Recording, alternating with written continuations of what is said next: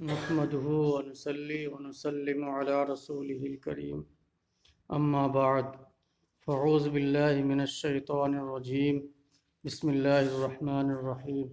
آئیے کچھ عرض کرنے سے قبل آقا نامدار فخر موجودات صلی اللہ تعالی علیہ وسلم کی بارگاہ بے کس پناہ میں جھوم جھوم کر درود شریف کا نذرانہ عقیدت پیش کرے۔ اللہم صلی علی سیدنا و مولانا محمد معدن الجود والکرم وعلی آلہ الاکرام بارک وسلم۔ صلو علیہ صلاۃ و سلام علیک یا رسول اللہ صلی اللہ تعالی علیہ وسلم۔ پردہ کیا ہے، اس کا کیا مطلب ہے، پردہ کس کو کرنا چاہیے، پردے کا شرعی حکم کیا ہے، ان تمام باتوں پر انشاءاللہ ہم آج اس کتاب کے ذریعے سیکھیں گے اور سکھائیں گے۔ ہر مسلمان عورت کے لیے پردہ اسی طرح فرض ہے جس طرح نماز، روزہ وغیرہ۔ اللہ رب العزت سورہ احزاب کی آیت میں ارشاد فرماتا ہے جس میں پردے کو مسلم خواتین کی پہچان بتایا جا رہا ہے، اس کا فائدہ بیان کیا گیا ہے۔ ارشاد ہوتا ہے بسم اللہ الرحمن الرحیم، یا ایہا النبی قل لازواجک و بناتک و نساء المؤمنین یدنین علیہن من جلابیبہن ذالک ادنی ان یعرفن فلا یؤذین وکان اللہ غفورا رحیما۔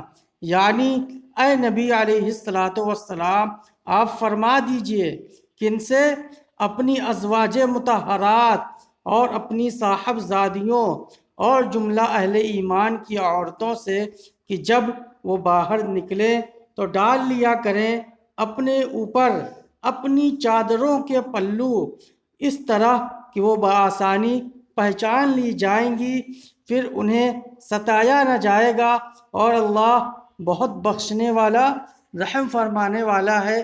اس آیت کریمہ میں کچھ باتیں غور کرنے کی ہے۔ پہلی چیز تو یہ مسلمان عورتوں کی پہچان پردہ بتائی گئی ہے۔ ہر چیز اپنی اصل سے جانی جاتی ہے۔ مثال کے طور پر ایک پین لے لیجیے آپ، پین کا کام کیا ہے؟ لکھنا۔ اگر وہ لکھنا چھوڑ دے تو اس پین کو ہم کیا کریں گے؟ یا تو اٹھا کے ڈسٹ بن میں ڈال دیں گے یا توڑ کے پھینک دیں گے۔ اسی طرح مسلمان مرد عورت کی پہچان کیا ہے؟ پردہ۔ اگر کوئی شخص اپنی اصل کو بھلا دے تو وہ پھر اپنی ذات کو ہی اس نے فنا کر دیا۔ جیسے کہ پین، اگر پین کا کام لکھنا ہی نہ ہو اور وہ کسی کام ہی کی نہ رہے تو اس کو رکھنے سے کیا فائدہ؟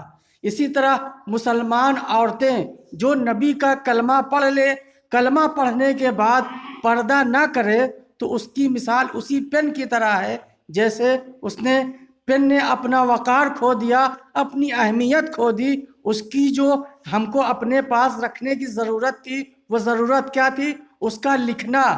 جب اس نے لکھنا ہی بند کر دیا تو اس کی اہمیت، اس کی ضرورت، اس کی طلب ہی ہمیں ختم ہو گئے۔ اسی طرح اللہ کے نزدیک مسلمان عورتوں کی جو پہچان بتائی گئی ہے وہ پردہ ہے۔ جب وہ مسلمان عورتیں اپنے پردے کو بھلا بیٹھی تو یقین جانے ایسی عورتوں کو اللہ کی بارگاہ میں کوئی عزت، کوئی وقار نہیں۔ ایسی عورتیں جنت کی خوشبو تک نہیں پائیں گی۔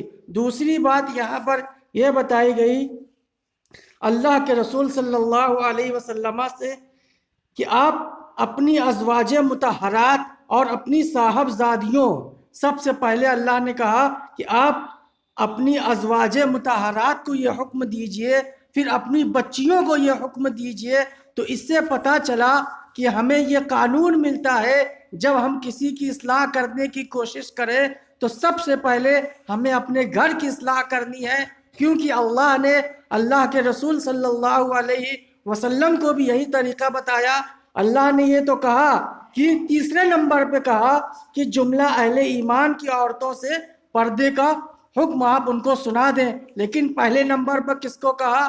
اپنی ازواج مطہرات۔ دوسرے نمبر پر اپنی بیٹیوں کو کہا، پھر تیسرے نمبر پر عوام کا نام لیا، تو اس سے پتہ چلتا ہے کہ اللہ نے جو ہمیں تبلیغ کا طریقہ سکھایا ہے وہ طریقہ پہلے ہمیں اپنے گھر سے شروع کرنا ہے۔ یہ نہیں کہ ہم پہلے اپنے گھر کا ماحول نہ سدھاریں، دوسرے کے گھر میں نکتہ چینی کرتے ہوئے نظر آئیں۔ تو ہمیں اس سے پتہ چلا کہ جب ہم کسی کی اصلاح کرنا چلے تو پہلے خود کی اصلاح کر لیں، اپنے گھر والوں کی اصلاح کر لیں، پھر ہم دوسرے کی اصلاح کریں۔ تو یہ بات اے نبی کریم صلی اللہ علیہ وسلم آپ فرما دیجئے اپنی ازواج مطہرات، اپنی صاحبزادیوں اور جملہ اہل ایمان کی عورتوں سے کہ وہ جب باہر نکلیں تو ڈال لیا کریں اپنی اوپر اپنے چادروں کے پلو، اس طرح وہ بآسانی پہچان لی جائیں گی، پھر انہیں ستایا نہ جائے گا۔ آج ہمارا کیا معاملہ ہے؟ آپ سڑک پہ نکل جائیں تو ہم یہ نہیں پہچان سکتے کہ یہ گھر جو عورتیں بازار میں ٹہل رہی ہیں یہ مسلمان کی گھر کی ہیں کہ نہیں ہے۔ اسی طرح ہم یہ بھی گمان نہیں کر سکتے کہ بازار میں ٹہلنے والی لڑکیاں، عورتیں، مائیں جو بلا حجاب باہر گھوم رہی ہیں، ان کے لباس سے بھی ہمیں نہیں معلوم چلتا کہ انہوں نے ایسے لباس زیبتن کر رکھے ہیں کہ ہمارے ذہن میں یہ پتہ ہی نہیں چل پاتا کہ یہ مسلمان خواتین ہیں یا غیر مسلمان ہیں۔ تو ہمیں چاہیے کہ ہم اپنی پہچان کو پہلے رکھیں۔ ہماری پہچان کیا ہے؟ پردہ۔ جب ہم پردہ کریں گے تو ہمیں دور سے پتہ چل جائے گا یہ ہماری گھر کی خواتین ہیں۔ اسلام یہ نہیں کہتا کہ آپ صرف اپنی عورتوں کی عزت کریں بلکہ غیر کی بھی عزت کریں۔ اسلام تو بڑا امن والا مذہب ہے۔ اسلام یہ نہیں کہتا، اس کا مطلب یہ نہیں، اسلام کو یہ بتانا مقصود ہے کہ تم نے اگر کلمہ پڑھ لیا ہے تو تمہارے اندر فرق جو کرنا ہے وہ فرق کیسے آئے گا جب دونوں لوگ بازار میں ٹہلیں گے، تم نے بھی پردہ نہیں کیا، انہوں نے بھی پردہ نہیں کیا، تو فرق کیسے ہوگا مسلمان میں غیر مسلمان میں؟ اس کا مطلب ہرگز یہ نہیں کہ مسلمان کو اس لیے پردہ کرنے کا حکم دیا جا رہا ہے کہ ان کی نظر غیر محرم پر پڑے، بلکہ اس لیے دیا جا رہا ہے تاکہ آپ اپنی عورتوں کو غیر مسلم عورتوں سے الگ کر سکیں، پہچان سکیں، ان میں یہ تمیز کر سکیں کہ آپ نے ان کو برقع کا حکم دیا تو اس سے یہ پہچان پتہ چلتی ہے کہ آپ نے اپنی عورتوں کو ایک ایسا لباس دے دیا جس سے ہمیں ضرور دیکھنے سے ہی پتہ چل گیا کہ یہ ہماری مسلمان بہنیں ہیں، ہمیں ان کی عزت کرنی ہے اور غیر کی بھی عزت کرنی ہے۔ تو اس کا مطلب یہ ہے، یہ نہیں کہ ہم کو غیر کے لیے اجازت دے دی گئی ہے کہ صرف برقعے والوں کی عزت کرنی ہے، جو بغیر برقعے میں ہے ان کی عزت نہیں کرنی ہے۔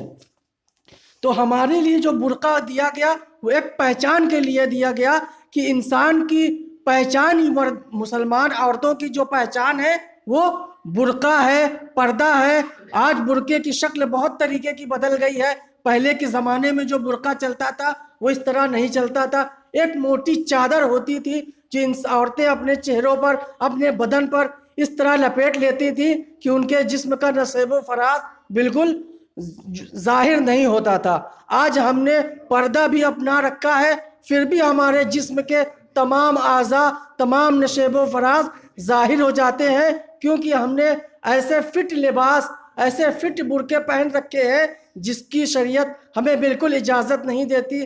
ایسی عورتوں کے بارے میں اللہ کے رسول نے ارشاد فرمایا کہ ایسی عورتیں نہ تو جنت میں جائیں گی، نہ تو انہیں جنت کی خوشبو تک ملے گی۔ تو سوچیں ہم ایسا لباس پہنے، ایسا پردہ کریں جس پردے سے ہمیں اس کی اہمیت معلوم ہو اور ہماری عزت اور پہچان بنی رہے۔ تو یہ کچھ باتیں ہیں، انشاءاللہ آئندہ نشست میں ہم اور کچھ باتیں سیکھیں گے اس سورہ احزاب کی آیت نمبر 59 کے ذریعے، کہ ہم نے جو باتیں آپ کو بتائی کہ اللہ کے رسول صلی اللہ علیہ وسلم کو جب حکم دیا گیا تو پہلے حکم اپنی ازواج کو حکم دیجئے، جبکہ وہ باپردہ عورتیں تھیں۔ کوئی ان کے بارے میں یہ نہیں کہہ سکتا کہ اللہ کے رسول ہماری امہات المومنات بغیر پردے کی رہا کرتی تھی، یا اللہ کے رسول کی صاحبزادیاں حضرت فاطمہ الزہرا کے بارے میں تو یہاں تک آیا کسی نے ان کے ایک سر کے بال کو آج تک نہ دیکھا تھا، پھر بھی اللہ نے اللہ کے رسول کو یہ حکم دیا کہ آپ اپنی ازواج کو پہلے حکم دیجئے، پھر اپنی صاحبزادیوں کو دیجئے، پھر جا کر عوام کو یہ حکم سنائیے۔ تو ہم پہ یہ حق بنتا ہے کہ پہلے ہم اس ارشادات کو اپنے گھر والوں کو بتائیں، اپنی بچیوں کو بتائیں، پھر جا کر لوگوں میں یہ بات کو عام کریں۔ وآخر الدعوانا الحمدللہ رب العالمین، استغفر اللہ ربی من کل ذنب واتوب الیہ۔ اب بغیر